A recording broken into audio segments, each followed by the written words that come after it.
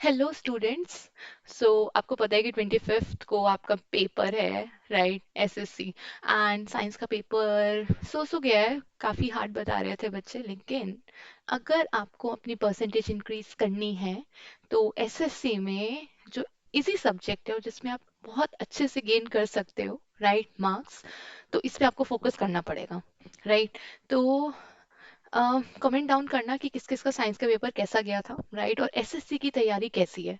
इस वाली वीडियो में मैं सिविक्स कराने वाली हूँ। ओके, सिविक्स का सबसे पहले क्या पैटर्न है, क्या नहीं है, और सबसे इजी है एसएससी, क्योंकि आपको अगर कॉन्सेप्ट क्लियर है ना, आप कोई भी क्वेश्चन कर सकते हो, राइट। अब सबसे पहले स्टार्ट करते हैं। देखो, हमें ना स्मार्ट वर्क करना होता है, हार्ड वर्क नहीं करते। इतना हार्ड वर्क के साथ स्मार्ट वर्क जरूरी है, अदर तभी आप वो दोनों की दोनों चीजें कंबाइन होके आपको सक्सेस मिलेगी, करेक्ट? सो स्मार्ट स्टडी करने के लिए सबसे पहले आपको ना अपना माइंड थोड़ा सा ब्रॉड करना पड़ेगा, सोचना पड़ेगा कि हाँ भाई, क्या क्या चैप्टर्स आ रहे हैं, राइट? सिविक्स में क्या क्या चैप्टर्स हैं, टॉपिक्स क्या क्या है, और उसमें से क्या क्या क्वेश्चन आ सकते हैं। तो आज हम प्रीवियस ईयर क्वेश्चंस का एनालिसिस करेंगे और उससे पता लगाएंगे कि कितने क्वेश्चंस किस चैप्टर में से आ सकते हैं, करेक्ट, और कौन कौन से चैप्टर्स इंपॉर्टेंट है। तो स्टार्ट करें। So let's begin with this video, right? बहुत इजीली, बहुत आराम से हम सारे के सारे चैप्टर करेंगे, ठीक है? इतना टफ नहीं आता है एसएससी का पेपर। अगर आप बहुत अच्छे से प्रिपेयर कर लेते हो तो 70 + 80 में से कोई नहीं रोक सकता, ठीक है? तो सबसे पहले स्टार्ट करते हैं। देखो, अगर मैं सिविक्स की बात करती हूँ, राइट, तो सिविक्स के अंदर जो आपके चैप्टर्स इंपॉर्टेंट है, दैट इज पावर शेयरिंग। अब देखो, पावर शेयरिंग से ही हमें पता लग गया है। पावर शेयरिंग, इंडिया का एग्जाम्पल लो, पावर शेयरिंग कैसे है, राइट, उस बताऊंगी अभी मैं आपको कैसे, क्या हमें क्या करना है, ठीक है? सेकंड है हमारे पास, that is federalism. Okay, then we are having gender, religion, and caste. After that, what we are having, that is political parties, and then outcomes of democracy. अब ये ऐसे चैप्टर्स है ना जिनका, जो आपने क्लास 9th में पढ़ा होगा ना, वो भी चीजें इसमें यूज हो जाती हैं, क्योंकि बहुत जनरल है। हमेशा जब भी सिविक्स पढ़ो ना, अपने सराउंडिंग को सोच के समझ के पढ़ो कि हमारे सराउंडिंग में क्या ये चीज हो रही है। अब ये नहीं कि आपके बगल में ही हो रहा है, आपके नेबर में ही हो रहा है, ऐसा भी मत सोचो। मतलब मैं बोलना चाह रही हूँ कि वर्ल्ड को देख के देखो कि क्या क्या चल रहा है, अलग कंट्रीज में क्या है, हमारी कंट्री में क्या है, ठीक है? तो वो चीज करते हैं। तो अगर मैं पावर शेयरिंग की बात करती हूँ, चैप्टर आ रहा है, इंपॉर्टेंट टॉपिक क्या है? आपके पास दो केस स्टडी दी हुई है, राइट? चैप्टर में एक तो बेल्जियम की है और एक आपकी श्रीलंका की है। दोनों की केस स्टडी आपको पता होनी चाहिए, ठीक है? बेल्जियम में क्या हुआ था, मतलब लैंग्वेज के बेसिस पे हुआ था, सेंटर एंड जो अदर स्टेट्स थी उनके बीच में कैसे उन्होंने डिवाइड किया था और एक अच्छे से एक स्ट्रक्चर बनाया था, ठीक है? अगर हम श्रीलंका की बात करें तो उसमें हमारे जो श्रीलंकन तमिल थे और जो इंडिया से जो तमिल्स गए थे, तो उनके बीच में जो केओस हुआ था, सिविल वॉर हुई थी, उससे क्या आउटकम निकले, उन्होंने क्या क्या करा।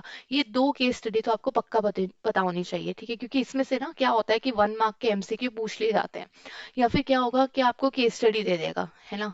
तो केस स्टडी का भी मैं बताऊंगी कैसे करना है, कि आप केस स्टडी को बिना पढ़े भी कैसे आंसर दे सकते हो, क्योंकि वो जनरल केस स्टडीज आती हैं, ठीक है? एंड अगर मैं बात करती हूँ पावर शेयरिंग की, तो उसमें से आपका ये मान के चलो कि दो एमसीक्यू आएंगी, ओके, और एक केस स्टडी आ सकती है। ओके, सो उसको स्टार्ट करते हैं, then will move to the federalism, gender, religion and caste, political parties and outcomes of democracy, ठीक है? अगर देखो, अगर मैं इसकी बात करती हूँ, 2024 में आया था ये वाला एमसीक्यू, आप देख सकते हैं। आप वो क्या कह रहा है, देखो सबसे पहले हाईलाइट करो, primary objective of power sharing क्या है, किसमें? बेल्जियम के अंदर।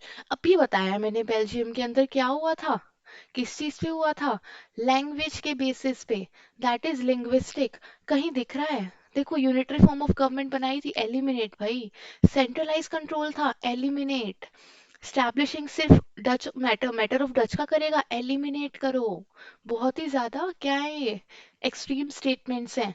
अब ये देखो, accommodating linguistic and regional interest, language के बेसिस पे और वो जहाँ वो रह रहे हैं उसके इंटरेस्ट के बेसिस पे वहां पे क्या हुई थी, पावर शेयरिंग अरेंजमेंट हुई थी बेल्जियम के केस में। अब आपने एक एमसीक्यू पढ़ा, उसी से ही आपको ये पता लग गया कि हाँ भाई बेल्जियम की केस स्टडी क्या है। ठीक है, तो ऐसे जब भी एमसीक्यू पढ़ो ना, उसके ऑप्शंस को देखो और उसके मॉडल को रिकॉल करो। ठीक है, done, let's move to the next question. See, here comes the next question. The question is just like that. Which of the following term refers to the belief in advocacy for the social, political and economic equality of women? Women की बात हो गई है, कुछ देखना ही नहीं है। और किसकी बात कर रहा है वो? Social, political and economic equality. Patriarchy क्या होती है? पेट्रियार्की जो फादर की साइड से होती है।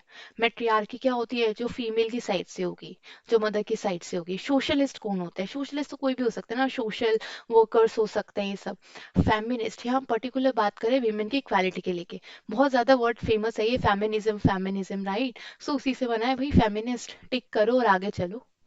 ठीक है, तो इतना सोचना नहीं है। अगर आपने पढ़ा भी नहीं होगा ना, अगर आप इंस्टा की रील्स चलाते हो, यूट्यूब के शॉर्ट्स देखते हो, उसमें भी वर्ड आता है फेमिनिज्म, तो वो तो आपको पता ही होना चाहिए होता क्या है फेमिनिज्म। ठीक है, तो उसको आप आराम से कर सकते हो। अदर जो ये तीन ऑप्शन है उनको एलिमिनेट किया, एक ही ऑप्शन बचता है, दैट इज फेमिनिस्ट। तो हमारा काम बन गया इससे। ठीक है, अब देखो 2024 में why power sharing is desirable. भैया पावर शेयरिंग होती क्या है? सबसे पहले तो ये आपको पता होना चाहिए। ठीक है, पावर शेयरिंग अगर आप एग्जाम्पल लेते हो इंडिया का, मैंने कहा कि कोई भी टॉपिक आए इंडिया का एग्जाम्पल लेके चलो कि इंडिया में कैसे पावर शेयरिंग है। पावर शेयरिंग अगर आप इंडिया में देखते हो तो दो टाइप की है। ठीक है, एक है आपका हॉरिजॉन्टल, और मैंने पावर शेयरिंग पे एक अलग से वीडियो बना के भी डाली हुई है, वो 1 और 2 मिनट्स की है, आप वो भी देख सकते हो जाके। हॉरिजॉन्टल पावर शेयरिंग है and we are having vertical, right. Horizontal क्या है? सबका लेवल एक है, सबकी पावर्स मतलब कोई ऊपर नीचे नहीं है किसी के। तो वो कौन है? वो है आपके लेगिस्लेटिव। लेगिस्लेटिव में क्या आएगा?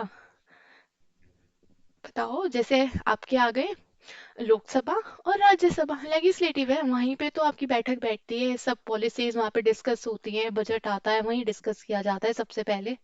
देन आपका आता है एग्जीक्यूटिव ना। What are executive? जो भाई एग्जीक्यूट कर रहे हैं, जो पॉलिसी डिस्कस हुई लोकसभा राज्यसभा में, उसको क्या कर रहे हैं? वो डिस्कस कर रहे हैं। एग्जीक्यूटिव मतलब डिस्कस करने के बाद उसको एग्जीक्यूटिव, इसका मतलब ये है कि वो उसको इम्प्लीमेंट कर रहे हैं।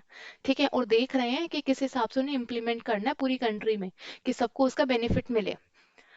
देन हमारे पास आता है जुडिशरी। अब एक बात बताओ, आपने तो अपना नेता चुन लिया, आपने वोट कर दिया, आपने तो नहीं किया होगा, अभी तो आप छोटे हो।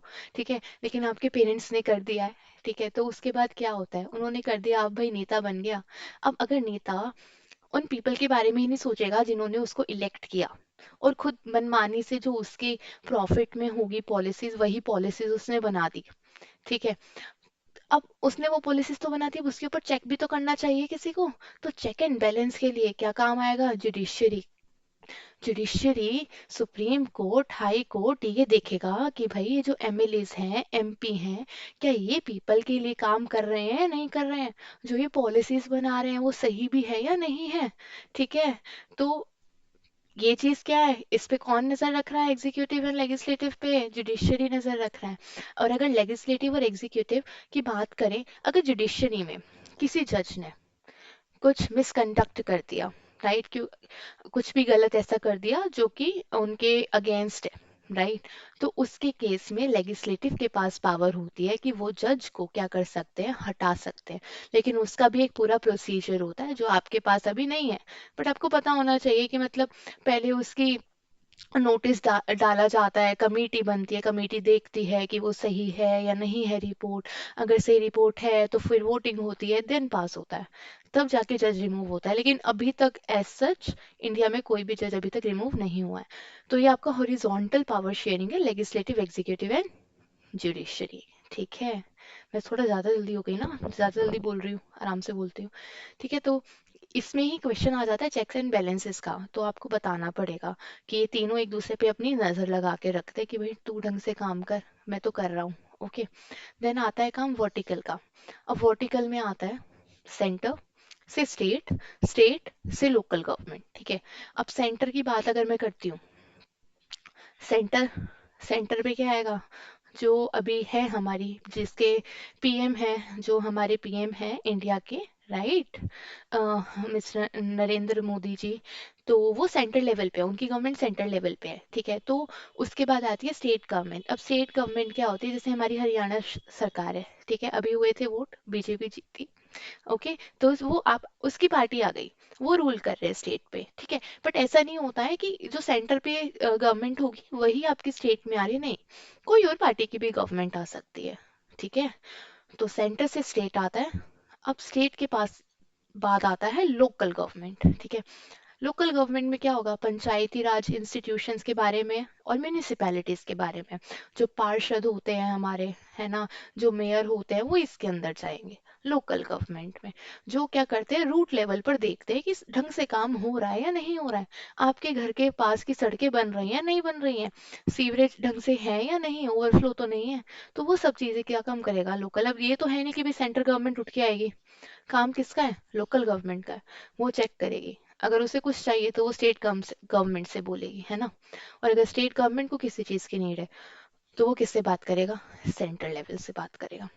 तो ये आपकी दो टाइप की पावर शेयरिंग है। I hope that this is clear to everyone, right. So ऐसे आपको क्वेश्चन को समझना है, ठीक है। एक ही क्वेश्चन में से कैसे और क्वेश्चन बन सकते हैं और उनके आंसर आपको ऐसे ही करना है।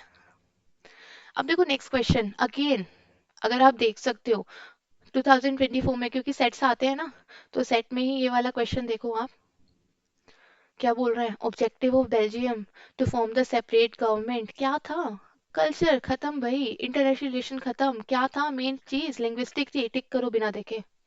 जहां लिंग्विस्टिक आ जाए बेल्जियम का, वहां टिक है, ठीक है। नेक्स्ट क्वेश्चन देखिए, Sri Lanka adopted Tamil as the official language of the state. अरे भाई, अगर श्रीलंका ने तमिल को अपनी ऑफिशियल लैंग्वेज बना दिया तो वहां की लैंग्वेज कहाँ गई, है ना। अब इंडिया में ऑफिशियल लैंग्वेज कोई नहीं है, ठीक है, क्योंकि बहुत सारी लैंग्वेजेस हैं हमारे पास, तो किसी को भी ऑफिशियल टैग नहीं दिया गया है। अगर ऐसे वो ऑफिशियल टैग किसी और की कंट्री का ऐसे दे देते हैं, तो ये कहाँ से, मतलब ये तो इलॉजिकल बात है, वो तमिल को ऑफिशियल लैंग्वेज कैसे ही बनाएंगे, बहुत ज्यादा सिविल वॉर हो जाएगी वहां पे, है ना। तो ए कहाँ है, एक ही जगह है, false, that is D, D option हो गया। आपको रीजन आर बी में नहीं पढ़ना है इसके लिए, है ना। अब ये देखो, government of Sri Lanka adopted a series of majoritarian measures, yes, definitely जो मेजोरिटी कहेगी वही तो मेजर लेगी उसकी गवर्नमेंट, है ना। यही सब जगह होता है। तो आई होप समझ आ रहा है कि कैसे एमसीक्यू अटेम्प्ट करना है। मैं ये नहीं कह रही कि इसी में से ही क्वेश्चंस आने वाले हैं, बट अगर क्वेश्चन आता है तो उसको समझो, थोड़ी जनरल नॉलेज लगाओ, है ना। आप मतलब माइंड लगाओ कि हाँ ऐसे क्वेश्चन आ गए, मैं इसको ऐसे एलिमिनेट कर सकता हूँ, ओके। कोई क्वेश्चन छोड़ के मत आना पेपर में बस।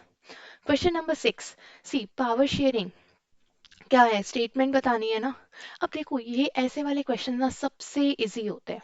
क्यों इजी होते हैं, क्योंकि इसके अंदर हमारे पास ना मल्टीपल स्टेटमेंट्स होती हैं। हमें एक स्टेटमेंट ऐसी ढूंढनी पड़ती है जो गलत हो। अगर वो एक स्टेटमेंट गलत है ना, तो हम इजीली एलिमिनेट कर देते हैं ऑप्शन को, है ना। अब देखो, डेमोक्रेसी पावर शेयरिंग की बात हो रही है, तो भाई हमेशा वो पॉजिटिव ही बताएगा ना पावर शेयरिंग में, है ना, नेगेटिव थोड़ी ना घुसा देगा, उसके बारे में बता रहे हैं उसकी करेक्टरिस्टिक्स। तो इसमें देखो, it deepens the democracy, it helps to reduce, it's a way to ensure, it brings economic struggles। अरे struggles कहाँ से आ गया भाई, स्ट्रगल कहाँ से, वो क्यों नेगेटिव पॉइंट बताएगा उसका।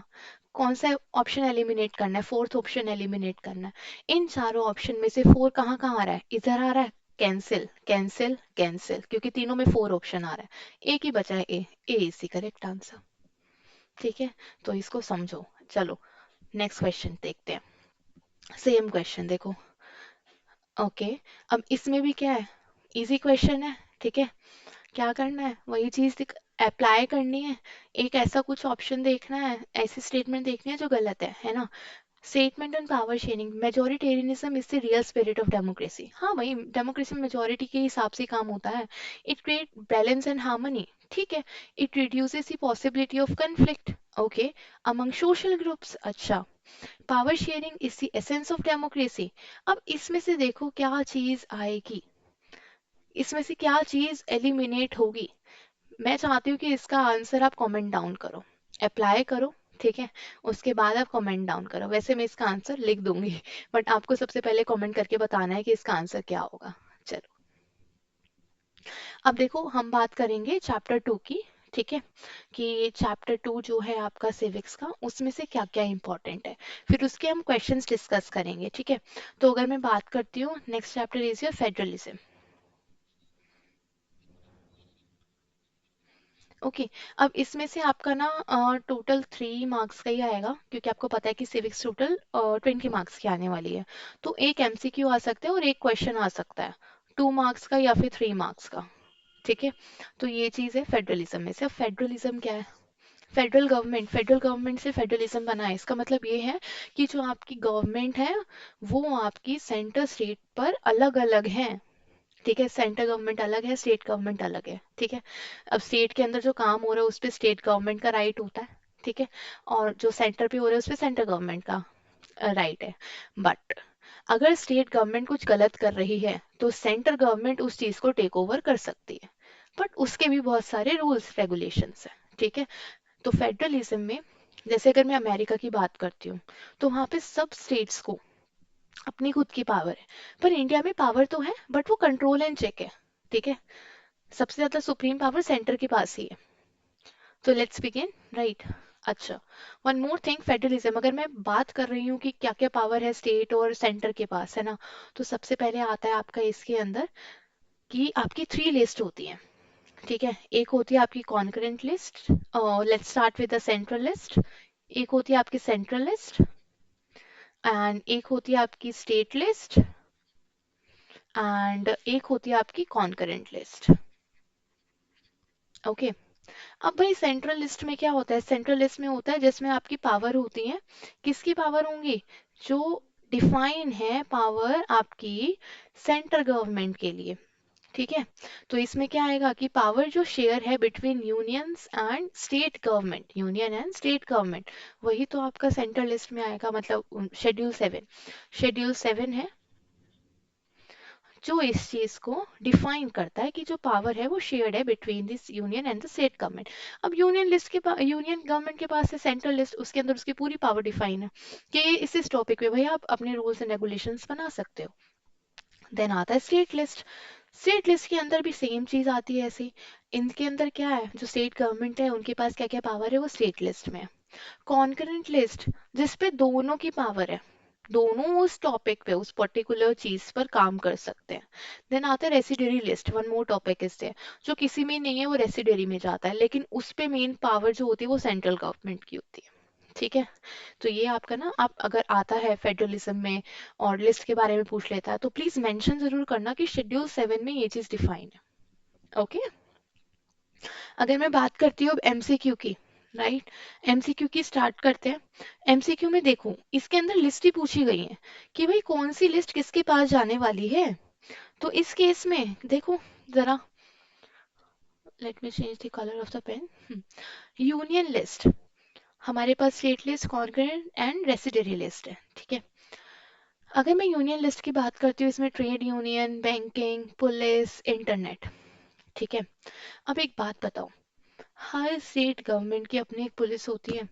क्या सेंटर डिफाइन करता है, क्या सेंटर बताता है कि हमारी ही पुलिस चलेगी? होती है, बट हर एक स्टेट की अपनी एक पुलिस होती है। तो इसी ऑप्शन को देखो बस, ये बहुत इजी है। स्टेट लिस्ट किस पे गया? पुलिस पे गया। किस ऑप्शन में? बी पे थर्ड है, सिर्फ एक ऑप्शन पे है, बी पे। B option is the correct answer. अब इसी से ही इसको समझो, ए का सेकंड आ रहा है यूनियन लिस्ट, बैंकिंग डेफिनेटली भाई, आरबीआई सेंट्रल गवर्नमेंट, उसी के अंडर है सारे बैंक्स। देन आता है हमारा बी का third, that is state list, police. Then आता है सी, सी देखो कॉन्करेंट लिस्ट है, concurrent list, trade union. Trade union में अब स्टेट के अंदर क्या हो रहा है और सेंट्रल लेवल पे इंपोर्ट एक्सपोर्ट क्या हो रहा है, वो सब चीजें दोनों के पास पावर होंगी ना उसकी।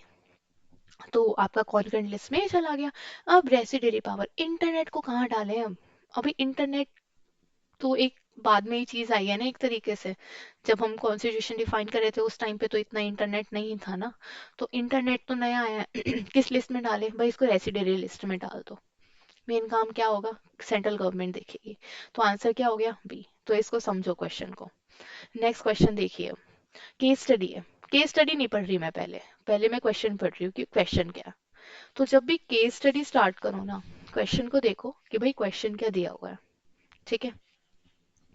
तो explain the importance of language diversity in India. अरे इम्पोर्टेंस क्या है लैंग्वेज डाइवर्सिटी का? आपके पास क्या होगा, बहुत सारे अलग अलग टाइप के ग्रुप होंगे, है ना, उनकी लैंग्वेजेस अलग अलग होगी, राइट। और वो सब क्या है, मतलब एक हमारे पास एक जैसे हमने बना रखा है हिंदी, हिंदी के अंदर भी बहुत सारी लैंग्वेजेस आते हैं, डिस्ट्रिक्ट लैंग्वेजेस आती है। जैसे इसमें मेंशन भी है भोजपुरी, मगधी, बुंदेलखंडी, छत्तीसगढ़ी, राजस्थानी, करेक्ट। सो ये जो आपकी लैंग्वेजेस होती हैं ये आप इंडिया को रिप्रेजेंट कर रही हैं, और एक किस में डिफाइंड है आपकी, एट्थ शेड्यूल में। सेवेंथ शेड्यूल में क्या डिफाइन था, आपकी यूनियन एंड स्टेट गवर्नमेंट की पावर्स क्या क्या है ना। और आपका एट्थ शेड्यूल में क्या है कि आपकी कितनी लैंग्वेजेस हैं। ओके 22 लैंग्वेजेस है हमें पता है, वो एट्थ शेड्यूल में है। अब इनका इंपॉर्टेंस क्या है, देखो पता है हमें इंडिया बहुत डाइवर्स कंट्री है, अलग अलग आपको लैंग्वेजेस मिलेंगे सब उसमें। तो यही है कि वो जो लैंग्वेजेस है वो अलग अलग ग्रुप्स बनाता है और वो सब एक साथ मिलकर रहते हैं। ठीक है। तो diversity, differentiate between scheduled and non scheduled languages. Scheduled language अभी बताया, जो 22 लैंग्वेजेस ऑलरेडी डिफाइंड है एट्थ शेड्यूल में, those are the scheduled. Okay. And जो नॉन शेड्यूल्ड है वो क्या है आपकी, जो उसके अंदर नहीं है। ओके जो ओल्ड लैंग्वेजेस है जो उसके अंदर डिफाइन नहीं नहीं है वो आपकी नॉन शेड्यूल्ड है। देन देखिए थर्ड क्वेश्चन क्या है। The fusion of the languages has united the country into one cultural entity। अरे ये देखो यही फर्स्ट का थर्ड वाला दे रखा है, एक्सप्लेन करना है इसको, बस ब्रॉड करना है। कितनी सारी लैंग्वेजेस एक साथ मिलके आपके इंडिया को, आपकी कंट्री को एक वन कल्चर एंटिटी बता रही है, इसको एक्सप्लेन करना है। ठीक है। I hope this case study is clear to everyone, right. Okay, now see the question third. What is here, again देखो लिस्ट आ गई है। ठीक है। Use the concept. अभी पढ़ा हमने पुलिस का, कहाँ है भाई पुलिस, कहाँ है, स्टेट लिस्ट में है भाई। सेकंड का थर्ड किस में है, ओहो दो में आ गया है।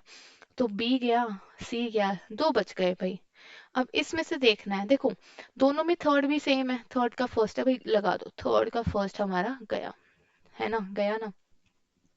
डिफेंस आता है, डिफेंस भाई army, air force, navy, state government देखती है, नहीं देख सकती। किस में जाएगा, यूनियन गवर्नमेंट में जाएगा, यूनियन लिस्ट में जाएगा। तो डिफेंस किया टू पे, तो वन का टू, एक ही ऑप्शन है डी। कंप्यूटर सॉफ्टवेयर अगेन आ गया भाई, इसको पटको रेसिडेरी सब्जेक्ट में। ठीक है। तो फर्स्ट का सेकंड, सेकंड का थर्ड, थर्ड का फर्स्ट एंड फोर्थ का फोर्थ। ठीक है। चलो नेक्स्ट क्वेश्चन देखो अब। Identify the administrative level of Indian government with the help of the information given in the box and choose the correct option। ठीक है। अब इसमें देखो क्या दे रखा है, हमें उसको आइडेंटिफाई करना है कि ये है क्या चीज।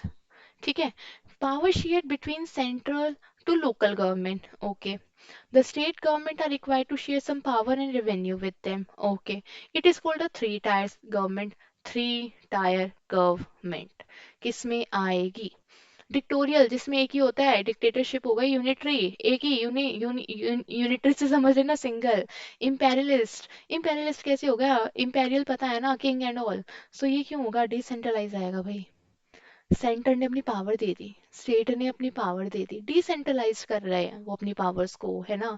तो थ्री टायर सिस्टम है, सेंटर से स्टेट, स्टेट से लोकल, किसमें गया, डिसेंट्रलाइज सिस्टम में। तो देखो यही क्वेश्चन हम रिपीट कर रहे थे अभी हम पहले, वही क्वेश्चन घुमा के यहाँ दे दिया है। ठीक है। तो उन चीज इसी टॉपिक को समझो और इसी में से घुमा फिरा के वही क्वेश्चंस आते हैं। अब देखो डिसेंट्रलाइजेशन इंडिया में से ही आपकी एक केस स्टडी आ गई 4 नंबर की। ठीक है। अब इसके अंदर देखो एक्सप्लेन डिसेंट्रलाइजेशन, अभी तो डिफाइन किया भाई कि आपके पास सेंट्रल गवर्नमेंट है, सेंटर से स्टेट है, स्टेट से आपकी लोकल गवर्नमेंट आ रही है, लोकल गवर्नमेंट के अंदर क्या क्या आ जाता है, पंचायत आ जाती है, म्यूनिसिपैलिटीज आ जाती है। यही तो एक्सप्लेन करना है। उसके बाद explain the importance of local self government, क्या इंपॉर्टेंस है। अभी मैंने एग्जांपल बताया था कि लोकल सेल्फ गवर्नमेंट जो है, जो आपके पार्षद हैं, जो आपके मेयर है, वो लोकल मतलब रीजन पर काम करते हैं, आपके रोड्स बनवाएंगे, सैनिटेशन का देखेंगे, ड्रिंकिंग वाटर का देखेंगे, ढंग से पहुंच रहा है या नहीं पहुंच रहा है, और आपको कोई भी और प्रॉब्लम है वो देखेंगे। तो यही इंपॉर्टेंस है कि वो रूट लेवल पे, दिस इज अ कीवर्ड, कि वो रूट लेवल पे काम करता है। ठीक है। नेक्स्ट देखिए, describe any two steps taken by Indian government for decentralisation. क्या दो स्टेप लिए गवर्नमेंट ने डिसेंट्रलाइजेशन करने के लिए? आपका पंचायती राज इंस्टीट्यूशन बनाया, म्यूनिसिपैलिटीज बनाई, उनमें पावर डिफाइन की। कौन से अमेंडमेंट एक्ट से? 73rd and 74th amendment act से, जो 1993 में हुआ था। ओके, ये चीज आपको मेंशन करनी है। देखो, बिना केस स्टडी पढ़े इतना टाइम लगाओगे केस स्टडी पढ़ने के लिए? कर दो क्वेश्चन, है ना। अच्छा, वन मोर थिंग, अब ये भी नहीं की जाती बस क्वेश्चन करने में तो केस स्टडी पढ़नी नहीं है। अगर नहीं आ रहा है क्वेश्चन तो केस स्टडी पढ़ लेना, उसमें से आंसर आराम से आपको मिल जाएंगे। ओके, चलो भाई, चले आगे।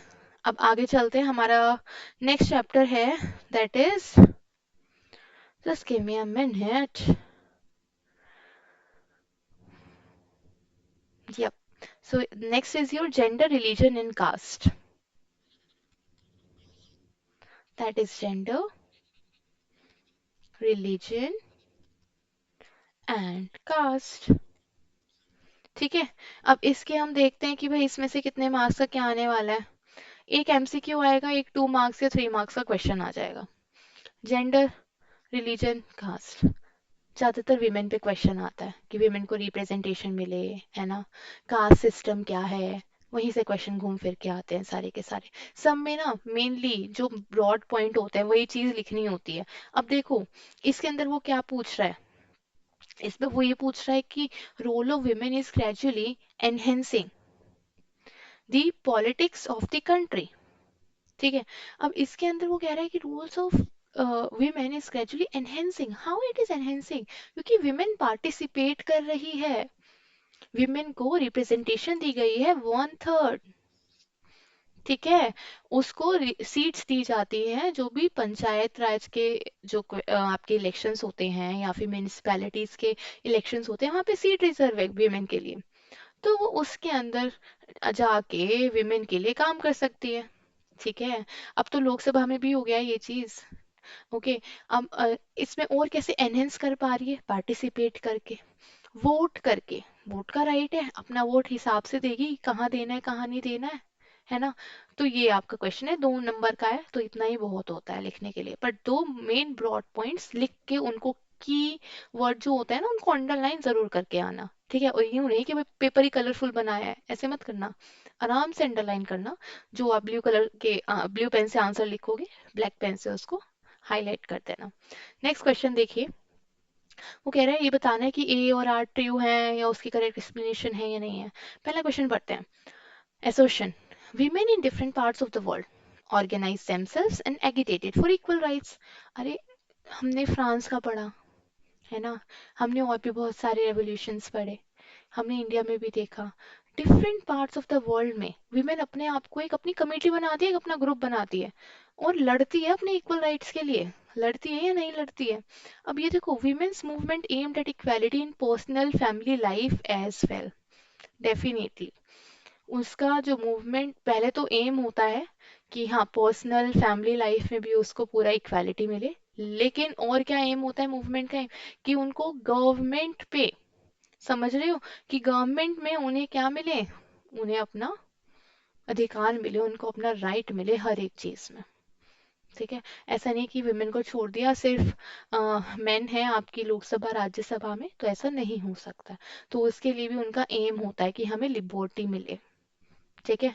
तो ये आपका, अब इसका आंसर आप मुझे बताओगे कमेंट डाउन करके। मैंने पूरा एक्सप्लेन कर दिया एमसीक्यू। नेक्स्ट देखिए, women face discrimination in various ways in our society. अब कोई आगे बढ़ रहा होता है तो पीछे पीछे से बहुत खींचते हैं। आपके भी रिलेटिव्स होंगे जो आपको खींचते रहते होंगे, अरे ठीक है, कर ही तो रहा है, कर लेगा, है ना। तो अभी मेनली हम विमेन पे क्यों कर रहे हैं ये चीजें, क्योंकि शुरू से विमेन पे बहुत चीजें, अब तो बहुत ज्यादा इम्प्रूवमेंट हो गई है हर एक चीज के लिए। ठीक है। तो इसमें क्या डिस्क्रिमिनेशन फेस करती है सोसाइटी में, तो आप पहले लिख सकते हो कि अगर हम देखें पहले की चीजें, लिमिटेड एक्सेस टू एजुकेशन। अगर अभी भी आप किसी गांव में जाते हो जहाँ पे इतनी लिटरेसी लेवल नहीं है, तो अभी भी वहाँ पे गर्ल्स को एजुकेशन प्रोवाइड नहीं की जाती है ढंग से। तो आप पहला पॉइंट लिख सकते हो कि limited access of education to girl, या फिर नो एक्सेस, दे ही नहीं जाती है। ओके। अगर आप अफगानिस्तान का भी एग्जाम्पल लेते हो, या और किसी कंट्री का भी एग्जाम्पल लेते हो, सब जगह मेनली यही चीज होती है। ठीक है। नेक्स्ट देखिए, ऑक्यूपेशनल सेग्रीगेशन। ऑक्यूपेशनल सेग्रीगेशन का मतलब क्या होता है? क्या बोल देते हैं कि ये काम तो सिर्फ लड़के कर सकते हैं, ये काम लड़कियां नहीं कर सकती। या फिर ये भी बोल देते हैं ये काम तो सिर्फ लड़कियां कर सकती है, लड़के नहीं कर सकते। भाई वाइस वर्सा भी हो सकता है ना। तो वो ऑक्यूपेशनल सेग्रीगेशन है कि लिमिट कर देना कि आप फीमेल हो, हम आपको नहीं ले सकते, आप मेल हो, हम आपको नहीं ले सकते, पर यहाँ हम विमेन की बात करें तो हमें विमेन का ही लिखना पड़ेगा। ठीक है। तो इस हिसाब से आप इस क्वेश्चन को अटेम्प्ट कर सकते हो। ओके, और एक एग्जाम्पल लिख देना, that's all. Okay, now C, which one of the following matter do not deal with the family laws? Family में होती हैं लड़ाइयाँ। ठीक है। किस किस चीज़ के लिए हो जाती हैं, अब उसके लिए भी कोर्ट में है, मतलब आपके फैमिली कोर्ट्स है। ठीक है, उधर भी फैमिली लॉज बनाए गए हैं। अब फैमिली लॉज क्या क्या चीज़ों को डील नहीं करता? मैरिज, मैरिज को तो करेगा ही करेगा सबसे पहले डील। एडॉप्शन डेफिनेटली करेगा, किसी को अडॉप्ट किया है किसी भी पेरेंट्स ने। ठीक है। इनहेरिटेंस करेगा ही, ये फैमिली लॉ के अंदर है। बट फाइनेंस को क्यों करेगा? वो एक थोड़ी देखेगा भाई तू कितना कमा रहा है फैमिली में, तुझे 1 लाख ही कमाना है, उससे नीचे नहीं कमाना, नहीं तो हम तेरे ऊपर केस कर देंगे। ये इलॉजिकल चीज है। तो फैमिली लॉज किस किस पे करेगा? Marriage, adoption and inheritance. ठीक है।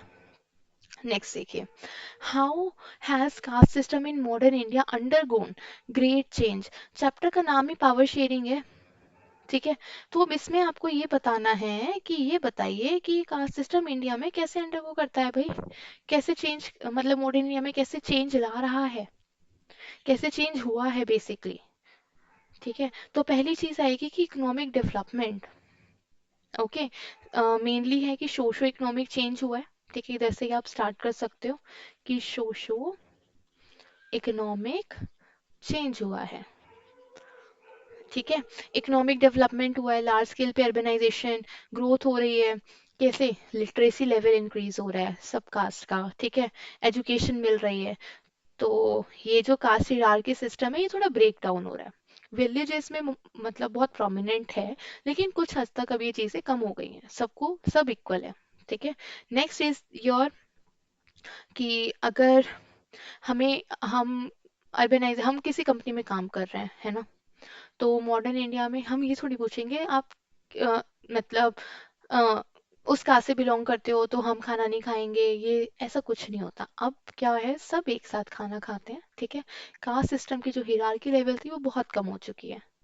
ठीक है। ऑल आर इक्वल, ये तो कॉन्स्टिट्यूशन में भी डिफाइंड है फंडामेंटल राइट्स में। ठीक है। उसके बाद अगर और क्या की चीजें लिख सकते हो, या कॉन्स्टिट्यूशन में डिफाइंड है ना कि कास्ट बेस्ड डिस्क्रिमिनेशन आप कर ही नहीं सकते हो, राइट टू इक्वालिटी है। ओके। चलो जी, नेक्स्ट चैप्टर पे चलते हैं। तो इसमें से ये जो टॉपिक्स थे ये इंपॉर्टेंट थे, एक आपको कास्ट सिस्टम, एक विमेन, इनमें से क्वेश्चंस बन के आता है इसके अंदर से। ठीक है। और levels of government and all वो तो हमने पहले वाले चैप्टर में कर लिया था। अब बारी आती है हमारे नेक्स्ट चैप्टर की, जो कि आपका है पॉलिटिकल पार्टीज। बहुत इंपॉर्टेंट है ये भी। इसमें से भी आपका एक क्वेश्चन डेफिनेटली 5 नंबर का आता है। ठीक है, लर्न करके जाना भाई। डेफिनेटली एक क्वेश्चन 5 नंबर का आएगा ही आएगा। और क्या है, क्या क्वेश्चन आएगा, इसी में से आएगा कि what is the importance of political parties, what is the importance of national parties, what is the importance of state parties, what is the importance of multi political parties, right. तो ये चीजें questions पूछे जाते हैं। अब इनका same ही चीज, same ही answer होता है कि डेमोक्रेसी की रूल्स जो होते हैं उनको फॉलो करे, पीपल के लिए काम करे, करप्शन ना हो। ठीक है। चेक एंड बैलेंसेस हो, की चीज़ है, कॉन्स्टिट्यूशन में जो चीज़ें लिखी हुई हैं उनको फॉलो करें। सब में यही चीज़ लिखनी है मेनली ब्रॉड में। ठीक है। क्वेश्चन देखिए, how do political party ensure accountability to the people, choose the most suitable option from the following. कैसे, कैसे अकाउंटेबल है पॉलिटिकल पार्टीज, इसमें आप क्या आंसर लिखेंगे? देखिए इसके अंदर वो क्या पूछ रहा है कि through press conferences, through social media, through encouraging partnership, through elections and voter support. Definitely election, political parties ensure accountability to the people, public, क्योंकि वही उनको वोट कर रहे हैं। ठीक है। नेक्स्ट देखिए, डिस्क्राइब एनी थ्री फंक्शंस। आ गया question, describe any three functions, क्या क्या फंक्शंस बताओगे पॉलिटिकल पार्टीज के। क्या बनाता है सबसे पहले ये, क्यों हम चुनते हैं नेताओं को, क्योंकि वो हमारे लिए पॉलिसीज बनाते हैं। ठीक है, कोई भी रिफॉर्म लाना है वो यही लेके आएंगे। तो पॉलिसीज बनती हैं, प्रोग्राम्स बनते हैं, किसके बेनिफिट के लिए, पीपल, सिटीजन्स ऑफ इंडिया। और क्या क्या आएगा, जो पार्टीज जीतती है वो रन करती है और फॉर्म करती है गवर्नमेंट को। ठीक है, और क्या क्या आएगा, पब्लिक ओपिनियन को शेप करना, पॉलिटिकल पार्टीज के अंदर है। 3 पॉइंट्स हो गए। और क्या लिख सकते हैं हम इसके अंदर, जो पार्टी हार जाती है, लेकिन जो आपकी पार्टी ऑफ ओपोजिशन होती है, वो ये देखती है कि जो आपकी करंट रूलिंग पार्टी है वो ढंग से काम कर रही है नहीं कर रही है। अगर ढंग से काम नहीं कर रही होती है तो जो ओपोजिशन पार्टीज होती हैं वो उसके अगेंस्ट एक्शन एक्शन लेती हैं। ठीक है, तो ये आपके अगर मल्टी पार्टी सिस्टम है तो ये डेफिनेटली करप्शन पे चेक होगा, पॉलिसीज पे चेक होगा कि वो ढंग से इम्प्लीमेंट हो। और जो इम्पोर्टेंट आपके टॉपिक्स होते हैं कंट्री के अंदर उनको उठा के लाती हैं। ठीक है, अगर एक ही गवर्नमेंट होगी तो वो सिर्फ अपनी मनमानी करेगी, है ना। तो उसको देखने के लिए मल्टी पार्टी सिस्टम होना चाहिए। Which one of the following country has two party system. Two party system किसमें है, देखो चाइना, वन पार्टी लगाओ। ठीक है, रशिया, नहीं भाई, यहाँ तो प्रेसिडेंट का ही चल रहा है ना। अमेरिका, डेफिनेटली दो पार्टी सिस्टम है। कौन सी दो पार्टीज है, डेमोक्रेटिक एंड रिपब्लिकन। ठीक है, तो यहाँ पे आपका अमेरिका है। इंडिया में तो मल्टी पार्टी सिस्टम है, बहुत सारी पार्टीज है। Explain the merits of multi party, अभी बताया है क्वेश्चन अभी कि क्या क्या इंपॉर्टेंस है। Check for the corruption, corruption कम होगा, बेटर पॉलिसीज आएंगी, है ना। और क्या क्या होगा, बेटर पॉलिसीज के बाद और क्या क्या होगा, करप्शन हो गया हमारा, बेटर पॉलिसीज हो गया है। और उसके बाद इंपॉर्टेंट टॉपिक्स जो होंगे उसके ऊपर रिफॉर्म्स लाए जाएंगे। ठीक है, चलिए जी, need of the political, role of the political party, same question, same question जो भी हमने किया है वही चीज इसके अंदर आने वाली है। तो एक ही आंसर लर्न कर लो ढंग से, उसी को ही पॉइंट्स बना के उसको थोड़ा सा एक्सप्लेन और कर दो और लिख दो। कोई भी क्वेश्चन आता है political parties multi party system से, ठीक है, क्योंकि वो नीड ही पूछेगा, रोल, कैरेक्टरिस्टिक्स और उसकी इंपॉर्टेंस, सिग्निफिकेंस, सेम ही चीज है। ठीक है, चलिए जी, नेक्स्ट चैप्टर पे चलते हैं। नेक्स्ट चैप्टर आपका आएगा इसके अंदर हमारा आउटकम्स ऑफ डेमोक्रेसी। बस अब खत्म होने वाली है कुछ ही देर में हमारी civics. Outcomes of democracy, democracy क्या है, इम्पोर्टेंस क्या है, कैसे चलती है, क्या क्या होता है, करेक्टरिस्टिक्स, नीड, यही चीज इसके अंदर पूछी जाएंगी क्वेश्चन। ठीक है, इसके अंदर से आपका 3 नंबर का क्वेश्चन आ सकता है आउटकम्स ऑफ डेमोक्रेसी के अंदर से। ओके, एमसीक्यू देखिए। डेमोक्रेसी है, मैंने अभी बताया था, स्टेटमेंट वाले क्वेश्चन कभी भूल के भी मत छोड़ाना पेपर में, क्योंकि बहुत इजी होते हैं। आपको सिर्फ ये देखना है कि कौन से वाला गलत ऑप्शन, गलत स्टेटमेंट है, उसको काटो और आपका पूरा आ गया आंसर, है ना। Promote equality among citizens, government by few individuals, few individuals, अच्छा कुछ ही लोग देंगे क्या वोट। हाँ वो मान लिया मैंने कि आप वोट नहीं दे सकते हो, लेकिन 18 से ऊपर तो सभी दे सकते हैं ना। वो थोड़ी क्राइटेरिया थोड़ी है कि बस यही मतलब जैसे हरियाणा वाले ही वोट देंगे और कोई वोट नहीं देगा, ऐसा नहीं है। तो गवर्नमेंट बाय फ्यू इंडिविजुअल काटो भाई, ये कहाँ से आ गया, एलिमिनेट करो, where is the second option, eliminate, eliminate and eliminate, we have the answer that is C. So first, third and fourth is the correct answer. Okay, ऐसे question please मत छोड़ के आना एमसीक्यू में। Democracy is an accountable, responsible and legitimate government, है ना। Accountable क्यों है, क्योंकि पीपल उसको चूज करा है, इलेक्ट करा है, इलेक्टेड बाय द पीपल, इसलिए वो अकाउंटेबल है। अगर कुछ भी गलत होता है तो पीपल के पास राइट है उस गवर्नमेंट को गिरा दे। रिस्पॉन्सिव, अगर पीपल ने उनको इलेक्ट किया है, उनको जितवाया है, तो वो रिस्पॉन्सिबल है towards the people, citizens of India. Okay, legitimate government का क्या लिख सकते हैं हम इसके अंदर आंसर, क्यों लेजिटिमेट है भाई। अभी ये बताइए, अगर हम इलेक्शन करवा रहे हैं, हमारी गवर्नमेंट हो रही है, रन कर रही है, तो उसकी पावर डिफाइंड है ना। हमने सेंट्रल लिस्ट पढ़ी, स्टेट लिस्ट पढ़ी, हमने वो चीजें पढ़ी जो उनके पावर डिफाइन दे रखी हैं, तो वो लेगिटिमेट है, वो उस पे काम करेगी, पॉलिसीज पे काम करेगी। ठीक है, और अपनी लिमिट को क्रॉस नहीं करेगी, उनकी एक लिमिट है। ठीक है, तो कॉन्स्टिट्यूशन ने सबको बाइंड किया हुआ है। I hope that this question is clear to everyone. Accommodation of social diversity is the key feature of democracy. Definitely, bhai. Preamble, we the people of India having solemnly resolved, right, क्या क्या चीजें हैं, federalism है आपका, secularism है आपका, sovereignty है, Republic, democracy है, क्या है, बहुत सारी लिंग्विस्टिक, रिलीजन, कास्ट हैं डिफरेंट, है ना, लेकिन जो डेमोक्रेसी है वो सबको इक्वल रिप्रेजेंटेशन देता है, irrespective of the reservation part, सबको इक्वल राइट्स देता है, जो आपकी फंडामेंटल राइट्स में डिफाइंड है। फंडामेंटल राइट्स तो बहुत इंपॉर्टेंट है, कॉन्स्टिट्यूशन की एक तरीके से बैकबोन है फंडामेंटल राइट्स। ठीक है, तो उसमें राइट टू इक्वेलिटी आ जाएगी आपके पास, राइट अगेंस्ट एक्सप्लॉयटेशन, है ना, जैसे टेरिफिक, जो आपकी चिल्ड्रन की जो प्रोहिबिट किया गया है कि 14 एज से नीचे काम नहीं कर सकते हैं, तो वो राइट अगेंस्ट एक्सप्लॉयटेशन है। ट्रैफिकिंग होती है उसके अगेंस्ट, है ना। रिलीजन का है, लिंग्विस्टिक का हो गया आपका, उसके बाद कास्ट डिस्क्रिमिनेशन नहीं कर सकते हैं, प्रोहिबिटेड है। तो ये जो सोशल डाइवर्सिटी है, लैंग्वेजेस एंड ऑल, ये सब आपका की फीचर ऑफ डेमोक्रेसी, आपको ये सारी चीजें लिख के आनी है, इम्पोर्टेंट इम्पोर्टेंट। ओके, सो इस आंसर में ये था। अब देखिए next question, which one of the following is the most popular form of government in the contemporary world. Contemporary world में क्या है सबसे prominent most popular form of government, क्या है, किसको कौन सी कैसी गवर्नमेंट चाहिए, सबको डेमोक्रेटिक चाहिए भाई, डिक्टोरियल क्यों चाहिए, ये कॉन्स्टिट्यूशन मोनार्की भी नहीं चाहिए, मिलिट्री नहीं, है ना, क्या है ये डेमोक्रेटिक गवर्नमेंट, सबको डेमोक्रेसी ही चाहिए अपनी कंट्री में। ओके, नेक्स्ट अगेन देखो सेम क्वेश्चन ऐसे ही आ गया, अकाउंटेबल, रिस्पॉन्सिबल, लेगिटिमेट। ठीक है, नेक्स्ट क्वेश्चन देखिए, there is an overwhelming support for the idea of democracy all over the world.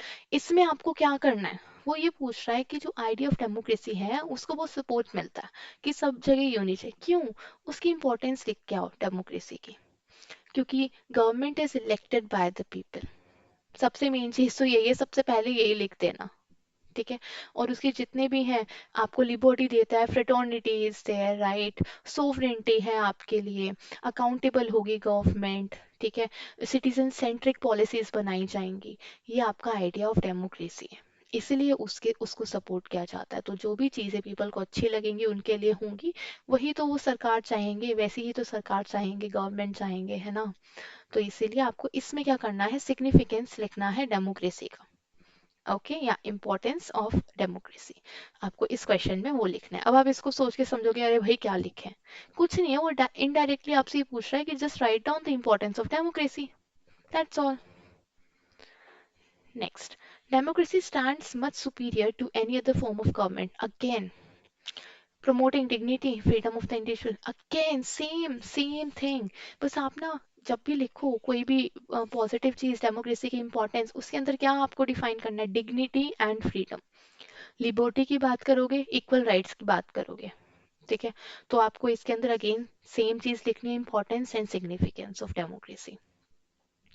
Which type of government is likely to be more acceptable, कौन सी है मोर एक्सेप्टेबल, अभी पढ़ी हमने डेमोक्रेसी, रिपीट होते हैं क्वेश्चंस। ओके, फाइनली हमने पूरी सिविक्स कर ली है, राइट। तो आई होप जो हमने ओवरव्यू लिया पूरे चैप्टर्स का सिविक्स का, वो आप सबको क्लियर हो गया, है ना। तो सबसे बड़ी चीज है, जब भी आप क्वेश्चंस करोगे ना, उनको छोड़ के मत आना, पहली चीज तो ये। दूसरी चीज है, एमसीक्यू में एलिमिनेट करने की ट्राई करना, कि कौन सा आपका ऐसा ऑप्शन है जो बहुत ही खराब है, घटिया दिया हुआ है, उस मतलब इलॉजिकल है ना, उसको हटाओ भाई, हट भाई तू, हमें अपना आंसर ढूंढने दे। ठीक है, उसके बाद आपको जो भी 3 मार्कर 5 मार्कर हैं, try to write down first of all subheadings and then explain it. You can also draw the flow chart or the diagram, right, flow chart आप बना रहे हो, माइंड मैप काइंड ऑफ बना रहे हो, but जो आप माइंड मैप में क्लाउड में जैसे आपका डेमोक्रेसी की ही बात कर रहे हो, तो डेमोक्रेसी के लिए आपने कुछ कुछ मेन पॉइंट्स आपने उसके सिग्निफिकेंस लिख दिए, है ना। लेकिन उन 4 पॉइंट्स को आपको दोबारा लिखना है सब हेडिंग्स में, and then you have to explain it in 2 or 3 lines. तब आपका पूरा पेपर होगा, है ना। हाँ, अगर किसी को स्टेटमेंट नहीं बनानी आ रही है इंग्लिश में, तो प्लीज अगर आपको कुछ भी आता है तो try to make the flow chart. कुछ नंबर्स तो मिल जाएंगे, बट आपको वैसे कुछ करना नहीं है, सच उसको ही एक्सप्लेन करना है एक लाइन में कि है क्या। अब मैंने लिख दिया इलेक्टेड बाय द पीपल। अब उसको आप क्या लिखोगे स्टेटमेंट में, that in democracy political parties, a government is basically elected by the people because people have the right to vote. That's all, आपको ये एक्सप्लेन करना है ना। ऐसे बहुत सारे पॉइंट्स उनको एक दो लाइन में एक्सप्लेन कर देना, ऐसे ही क्वेश्चन करने हैं। वन मोर थिंग, आपका जब पेपर स्टार्ट होता है ना, तो 15 मिनट्स पहले आपको क्वेश्चन पेपर मिल जाता है। तो उन 15 मिनट्स में सिर्फ और सिर्फ एमसीक्यू देखना फटाफट, कि एमसीक्यू क्या क्या दे रखे हैं, है ना। फिर उसके बाद जाना सेक्शन डी पे, क्योंकि आप क्वेश्चन जब देखोगे, क्वेश्चन तो आप तब भी देख सकते हो जब आप आंसर लिखोगे, लेकिन जो 15 मिनट्स है ना, उसमें आपके एमसीक्यू बहुत जल्दी हो जाएंगे। उनको आपको अलग से 3 घंटे के बीच में टाइम देना नहीं पड़ेगा। कुछ एक दो रह गए तो वो बात अलग है, बट ये चीज करना। जो आपके 5 मार्क के क्वेश्चन है, start with those questions, then start with the C part, uh, then start with the B part. Okay, after that, do the case study. And then come see MCQ जो आपने करे थे option 15 minute में, उनके सिर्फ answer लिखने पड़ेंगे, फिर आपको आपका पूरा टाइम बच जाएगा फिर। तो try to attempt your exam like that. I will try my best कि कल मैं इकोनॉमिक्स की जरूर अपलोड करूँ, एंड ओवरऑल मैं ज्योग्राफी एंड हिस्ट्री का भी उसमें बता दूंगी। सो आई होप आपको ये वीडियो काफ़ी यूजफुल हो गया आपके लिए, and I hope that you have liked it.